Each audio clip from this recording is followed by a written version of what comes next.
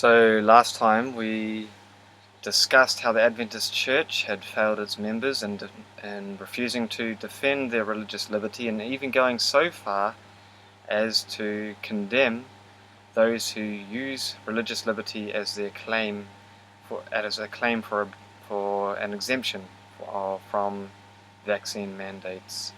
And we gathered that the reason they did this was because that all pronouncements of the GC must pass through the public health guidelines filter. They will not give a pronouncement that can be misconstrued to be seen as replacing the public health guidelines, national or international. So therefore the GC ADCOM issued the statement condemning the use of religious liberty claim for an objection to vaccine mandates. And we summed it up by saying this: the SDA General Conference abandoned their conscientious members who reasonably objected to taking a medication that had no guarantee of safety or efficacy. They refused to support those who, for sake of conscience and duty to God, stood true to their convictions. A complete and abysmal failure of the SDA GC. Now, I also mentioned as a taste of this study that this was unsurprising to some because the exact same thing happened in previous times within the SDA Church. So we're going to get into how the history has been repeated during the times of COVID and when that history first took place. Let's go back to 1913. This was before the World War, and there were questions in Europe about what should happen when if members got conscripted into the armies, specifically German.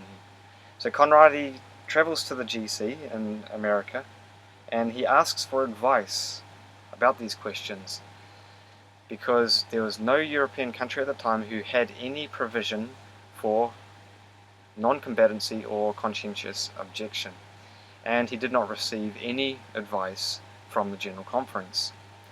So when it came to 1914 and the World War I broke out,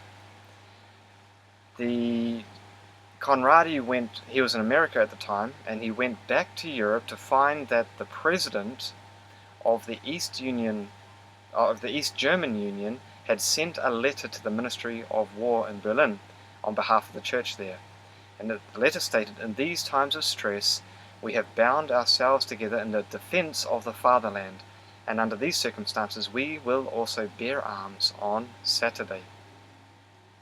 So the church had conceded to the government and stated that they had no qualms in joining the war, and that with arms. So in 1914, you can imagine that created I don't know if you call it an uproar in the SDA Church. Conscientious objectors protested the church's decision and the statement that they made to the War Office, and there was great conflict within the church. So Conradi in 1915, he tried to settle the controversy by sending an official resolution to the office of the Commanding General of the 7th Army Corps in Germany, which was very similar to that which the President had previously sent, and they submitted the church to military duty on Sabbath and the bearing of arms. So now when these conscientious objectors within the SDA Church really objected and made a lot of noise about the subject, they were persecuted by the church. They were denounced, and the state also persecuted these people who fought for their right to maintain peace in a time of war, maintain their convictions to God regarding the Sabbath and bearing of arms. So 1915, Conradi again attends a General Conference Autumn Council in California, and he questions the GC again on this issue, and this is the reply of the General Conference from America. "We grant every country in the world the full liberty to fit themselves into their fixed laws in the future as they have in the past." So paraphrasing that, they're saying that every church in the world has the right to conform themselves to the laws of their country. Now this meant that if the law stated in America that you have to join the armed forces and fight, and the law stated in Germany that you had to join the armed forces and fight, then you would have Adventists on either side shooting each other. But that's the church's decision. They had no hesitancy in granting full liberty of conscience to their members to participate in acts of war and bloodshed. So due to the GC response, all members objecting to bearing arms military duty on Sabbath are denounced as fellowship and reported to authorities in Germany and 14 to 16 other countries. And so the Seventh-day Adventist Church itself, and because it now had the backing of the General Conference in stating that the official church position was liberty of conscience for all, that means that those members which were creating all this trouble and all this fuss, who were objecting to military duty on Sabbath and bearing of arms, they now were seen as completely in the wrong and disfellowshipped. And in fact, the German church reported the dissenters to the authorities in a lot of cases, and in different other countries also. And many Seventh-day Adventists went to prison. Many were tortured and beaten, and we don't know how many exactly were executed, but many were executed for their faithfulness in standing for truth, despite the church's neglect. Russia was the same as Germany, pretty much, even though they were on opposite sides. The same thing happened. The church and the state persecuted the brethren, and actually the brethren there who were disfellowshipped organized as true and free Seventh-day Adventists. So it's got very similar principles to the Reform movement, and it still exists, but although it's in very small numbers. It's just in Russia. Almost all its members are in Russia. 1917, America declares war on Germany, and the Selective Draft Act was passed. Now this gave the President of the United States the authority to issue a draft and make conscription in the army mandatory. So with the selective draft, provision was made for those with religious reasons to have an exemption, but only those who belonged to a religious organization whose official creed or doctrine forbids military service. So you can see now, if the church held an official position that did not forbid military service, then the person who's applying for an exemption would have no eligibility for that exemption, because the criteria is you must belong to a religious organization that has as its creed or doctrine an opposition to military service. And this is a statement. This is a passage from that act, and it's quoted from Wilcox in Time of War. Nothing in this act contained shall be construed to require or compel any person to serve in any of the forces herein provided, for who is found to be a member of any well-organized religious sect or organization, any well-recognized religious sect or organization at present organized and existing, and whose existing creed or principle forbids its members to participate in war in any form. And then we'll just read that last part in blue there. No person so exempted shall be exempted from service in any capacity that the President shall declare to be non-combatant. So just to sum it up, what we've just said, that if you want an exemption from military duty, you have to belong to an organization, a religious organization, whose creed or principles are opposed to participation in war. But if the President declares you a non-combatant, you shall not be exempted from service. So there's a difference here between being an objector to war, belonging to a religious organization that objects to war, and belonging to a religious organization that declares itself as non-combatants. If your organization objects to war, you shall be exempted from the war service. If your organization is deemed as a non-combatant organization, then you shall not be exempted from service.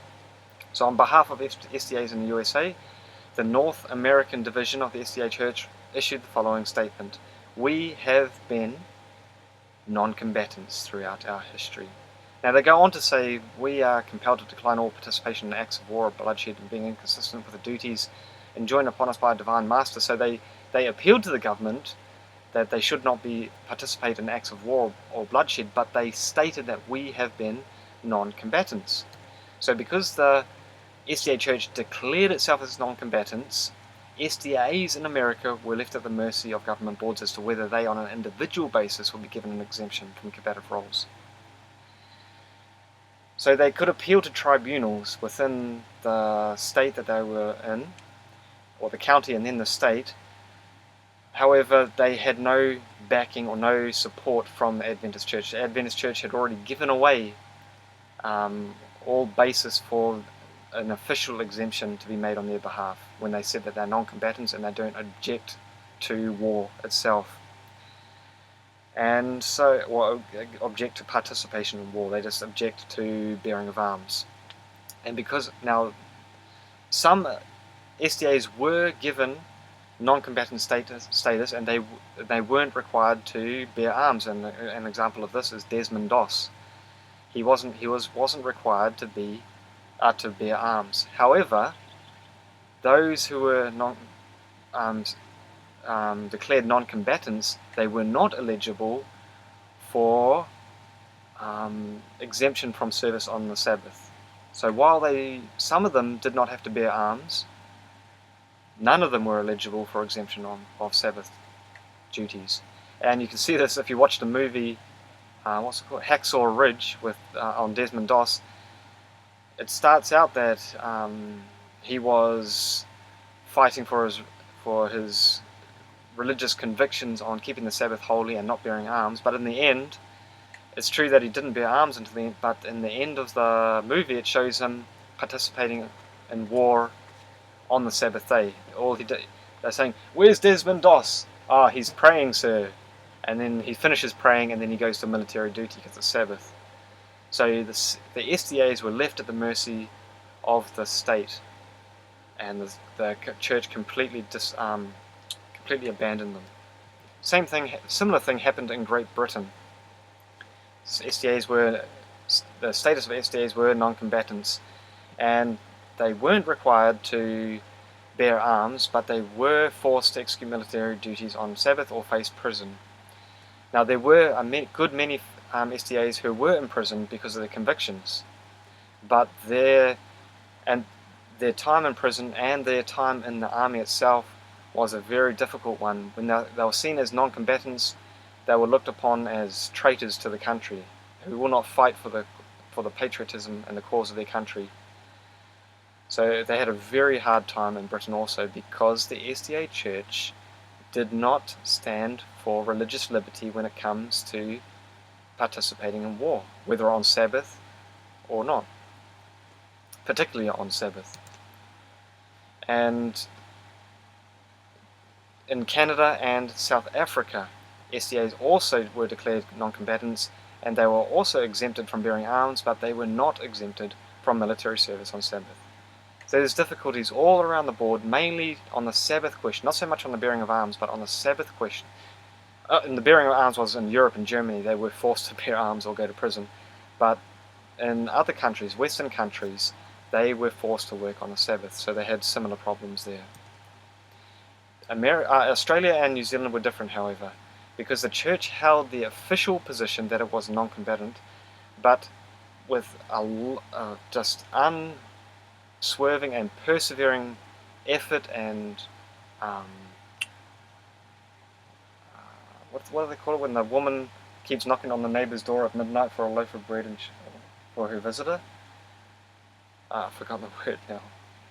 Because of her importunity, because of the importunity of the church in New Zealand and Australia continually hassling the government bodies and continually requesting that they be given exemption from combative roles on Sabbath, they were afforded an exemption from Sabbath, but not because of the GC's official position. The GC's official position made it even harder for them to obtain it, but thanks to God and prayer and diligent effort, they did obtain exemptions from combative roles and Sabbath duties. Okay, now let's jump forward to 1920s now. This is after the war. The GC held a conference with the leaders of the reform movement. So those... hang on a minute, I'm missing a slide. Okay. So I should have had in here that after the war, those who were disfellowshipped or disillusioned with the state of the church in failing to defend the religious liberty of its members during war, they organized, not officially, but they came together and communicated together and formed, you might say, a group, an international group. And they met with the leaders of the Seventh-day Adventist Church in Friedenau, Germany in 1920. They met because they wanted to reconcile with the church. They wanted the church to make a stand for religious liberty in times of war, and also a few other things like make an official stand for their position on Ellen White and the Spirit of Prophecy and on vegetarianism. However, the SDA Church did not change their position. It is stated the church does not object to military service on Sabbath, nor armed combat by its members in times of war, and that the Reforms movement position on conscientious objection is not a doctrine of the church. This is the stand of the SDA Church. They don't object to military service on Sabbath, they don't object to armed combat, and that conscientious, remember this part, conscientious objection is not a doctrine of the church. Those who were disfellowshipped or left the SDA Church because of the dictates of conscience are slandered as the opposition. So even after the war, where they suffered all of the persecution, the prison time, the betrayal of their supposedly Christian brethren, even after the trial during the war, the SDA Church still slandered these faithful few as being the opposition and being completely wrong in their Bible interpretation, and they condemned their actions during the war when they were protesting the church's role. 1925, these people, these disfellowshipped, disorganized, and slandered faithful few were organized as a Seventh-day Adventist Reform movement, and they officially registered with the government, and they became an officially separate denomination to the SDA Church. So what is the position of the SDA Church today regarding war? And it's the same as it ever has been.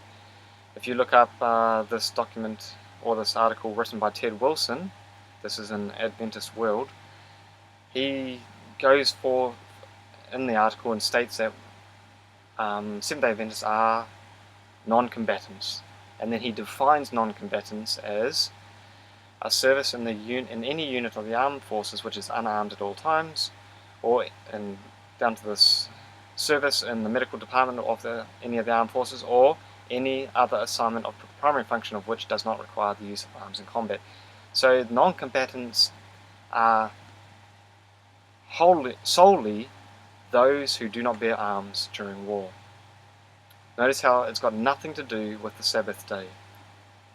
And this is the position of the Seventh-day Adventist Church today, that they oppose and object to the bearing of arms, but they do not oppose military duty on Sabbath. And as a result, there are thousands of Seventh-day Adventists in the armed forces today bearing arms because they give liberty of conscience, so they bear arms and they work on Sabbath. And that's the state of the Seventh-day Adventist Church today. So if you can imagine there is a draft tomorrow and the government mandates that you must, or men must join the army, there's going to be no basis or religious basis for an exemption offered to you by the church. The church has no position when it comes to Sabbath duties, or it declares itself as non-combatants, but it still has a liberty of conscience clause in the official statements of the church. So there's no help for you if the government will bring in a mandate for participation in military service. There's no help for you in the church. Objection to military duty, especially on Sabbath, is not a doctrine or dogma of the church. There's no official stand against military duty on Sabbath or against military duty in general. So there's no faith-based or religious exemption for military duty that can be secured with the backing of the Adventist Church. It's impossible. Now, this is interesting because the church also holds a similar position to these COVID-19 vaccines, which were at the time were untested, and the safety couldn't be guaranteed and the efficacy couldn't be guaranteed. So because it holds a similar position to that which it holds towards war, you cannot expect any liberty of conscience when the question of vaccine mandates arises again. Don't expect any different outcome to any mandates during war or pestilence than what history affords. The church has not changed. If we read this from the official position, I believe this is Immunisation 2015, we encourage responsible immunisation vaccination and have no religious or faith-based reason not to encourage our adherents to responsibly participate in protective and preventative immunisation programs. So they're saying there is no religious or faith-based reason not to take the vaccine. The choice not to be immunised is not and should not be seen as the dogma nor the doctrine of the Seventh-day Adventist Church. So there's absolutely no grounds for religious exemptions if you're a member of the Seventh-day Adventist Church. There's no grounds for religious exemptions from the COVID-19 vaccines or any other vaccines in the future, because the choice to refuse the vaccines is not a dogma or doctrine of the Seventh-day Adventist Church. They are not opposed to the vaccines. Okay, now let's compare the SDA position with the Seventh-day Adventist Reform Movement position. This was in the Reformation Herald. This is an official publication of the Seventh-day Adventist Reform Movement. This was in 2020, at the height of the COVID era. And note this, that at this time, this was when the vaccines would just come out and there was so much tension and so much pressure to concede to the government health bodies. And at this time of intense pressure, the Seventh-day Adventist Reform Movement still held this position. Although some vaccines can be useful in some limited situations, we need to be very cautious and intelligent with regards to how and why to accept them. There is a moral duty to declare that God has gifted us with a well-equipped immune system that can successfully face every infection, whether it be bacterial, fungal, viral, or prion. It is absolutely unnecessary to offer our body multiple vaccines. So even with, it's easy now, probably the Adventist Church can say now, when we can see that the vaccines, many of them weren't safe, some like the J&J has been withdrawn, and we now know that it does cause blood clots, and we now know that the other vaccines do cause myocarditis and bowel palsy and so many different side effects, and we know that none of the vaccines are effective in preventing transmission, especially a month, 2 months, 3 months after you've taken them. So they're ineffective and are not safe. So it would be easy for the Adventists now to say, well, we could now change our position and say we advise our members not to take the vaccines because of their suitability towards health. But even then, they don't retract their statement from before. But at the time of intense pressure, the Seventh-day Adventist Reform movement said it's absolutely unnecessary to offer your body multiple vaccines, and it's your moral duty to declare that God has given you an immune system to take care of these things. You don't need to rely upon vaccines. The article goes on to say it is also our moral obligation and responsibility to be knowledgeable regarding everything that enters our body.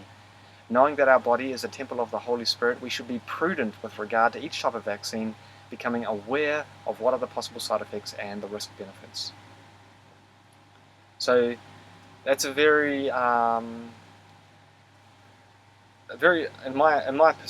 my opinion, it's a very strong position to take. Even though it seems here that it's not as strong as it could be, can you imagine during the time of COVID, at the height of the COVID pandemic, the pressure against those who were even hesitant towards vaccines was just immense, and the church still held the religious liberty of its members in the highest regard. You cannot say the same for the SDA Church. While the Reform movement, it does not forbid the use of vaccines. So medication is a very personal choice. You cannot compare going to war and taking a vaccine, because taking a vaccine is a very personal choice. You're potentially only harming yourself when you take vaccines. However, if you choose to go to war, of course, you're taking the lives of others, so that's a very different kettle of fish. However, while the Reformed movement does not forbid the use of vaccines, it does declare to its members that injecting our body with multiple vaccines is absolutely unnecessary, and that becoming knowledgeable of the contents, risks, and benefits of a vaccine before accepting it is our moral obligation to God, and which we know in hindsight wasn't possible at the time because there were no long-term studies given, no long-term studies on the safety profile of the vaccines, neither was there any study on the effectiveness of preventing transmission. So becoming knowledgeable of before accepting it is, if it's our moral obligation to God, then it's our moral obligation to God to refuse it until we have become knowledgeable, which is what we read in the statements of Ellen G. White. So just to sum up now, salvation does not exist in a church. Salvation exists in perfect obedience to the law of God imputed and imparted by Jesus Christ. So Jesus credits us with his righteousness, and then he imparts us with his righteousness by the power of the Holy Spirit dwelling in us. And that's the only means of salvation we have. Having said that, Christ's righteousness does not cover practicing known sins or neglecting known duties. So this is how it's our moral obligation to God to know what's in the vaccines before we take them, to know the safety and effectiveness of the vaccines before we take them, and to refuse them if we do not have this knowledge. It's a sin to just take it on the word of man. Only Jesus living in you can give you strength to maintain your moral duty to God in times of trial. Now, so that's correct that salvation does not exist in a church. However, the church you belong to determines how much test and trial you will have.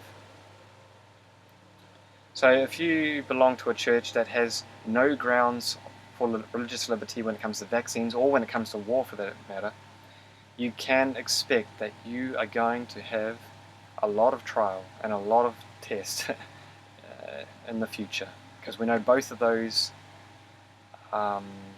trials most probably will come about again, and especially the trial of the Sabbath. The Sabbath will be the main target of Satan in the future, and we can expect to have a vast amount of shaking of the church in that time. So if you belong to a church that does not give you grounds for an exemption based on religious liberty, then you can expect that you are going to suffer a lot. Now, to correct this, Conrad Vine suggested directing your tithe to conferences that remain faithful within the Adventist Church. says we can have a parachurch movement that will collect the tithe and then direct it to faithful conferences. But that's not going to solve the problem, because even if the conferences stand true to God and they defend religious liberty during vaccine or wartime mandates or Sunday mandates, the problem isn't with the conferences. The problem was with the heart of the body, and that's the GC. The GC has already abandoned its position as defender of religious liberty for its people when it comes to vaccine mandates, and when it comes to war. And we can assume that it's not going to be safe during the Sunday law either.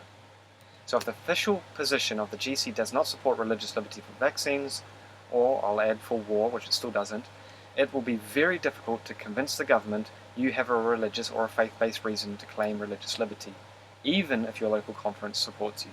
Because the GC is what the government will look at, and if the GC says the official position of the church it's not appropriate to use religious liberty as a claim for an exemption from vaccine mandates, you can be sure the government will not give you that exemption. If you're worried about your religious liberties and the SDA Church's desire and ability to defend them, my suggestion would be to find a church who will. Find a church who would be faithful and true to their standing and true to defending the religious liberty of those who respect their moral obligation towards God. We're just going to close with this reading from the Great Controversy. After a long and severe conflict, the faithful few decided to dissolve all union with the apostate church if she refused to free herself from falsehood and idolatry. They saw that separation was an absolute necessity if they would obey the word of God. They dared not tolerate errors fatal to their own souls and set an example which would imperil the faith of their children and children's children. So these are talking about the reformers of old, how they decided to separate from the apostate church because of her falsehood and her idolatry. To secure peace and unity, they were ready to make any concession consistent with fidelity to God, but they felt that even peace would be too dearly purchased as a sacrifice of principle. If unity could be secured only by the compromise of truth and righteousness, then let there be difference and even war. So now we can bring this into today's world and say that if peace is purchased at the sacrifice of principle, then let there be differences among us. Let there be separation among us. I wouldn't say war, that would, literally, that would take up arms against each other like the SDAs did in the First and Second World Wars, but I'd say let there be a battle for truth.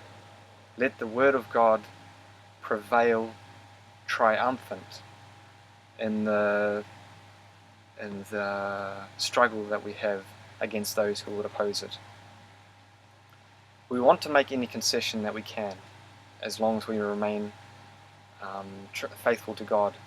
But if we can only achieve unity through compromise on truth and righteousness, then we must needs separate. Reforms, this is what Ellen White said in 1889, reforms must be made, for spiritual weakness and blindness were upon the people who had been blessed with great light and precious opportunities and privileges. This is talking about the Adventists. As reformers, they had come out of the denominational churches, but they now act a part similar to that which the churches acted. And we see this today in the Adventist church. It's acting in a very similar manner to other Protestant churches. The other Protestant churches of America are very pro-war, evangelicals especially. They really salivate when they're talking about war and patriotism and fighting for the flag. And the Seventh-day Adventist Church has become similar in that regard. They do not defend religious liberty, and they act a similar part. And then she says this, she closes with this in the statement. Well, she doesn't close, but she follows with the statement. We hoped, it's past tense, we hoped that there would not be the necessity for another coming out. And unfortunately, there was a necessity for another coming out, and that was during the time of the World War I, when the faithful few defended their own and others' religious liberty against a tyrannical government and a tyrannical church. So we hope that there would not be another coming out, that we should not have to have another separation, that we should not have to dissolve the unity that we've fought so hard for. But if truth and principle and righteousness have to be compromised in order to maintain unity, then let there be separation, and let there be difference, and let there be war. Acts 5:29, the last slide. Then Peter and the other apostles answered and said, we ought to obey God rather than men. Where does your allegiance lie? Does it lie with man, or does it lie with God? Choose you this day whom you will serve. As for me and my house, we will serve the Lord.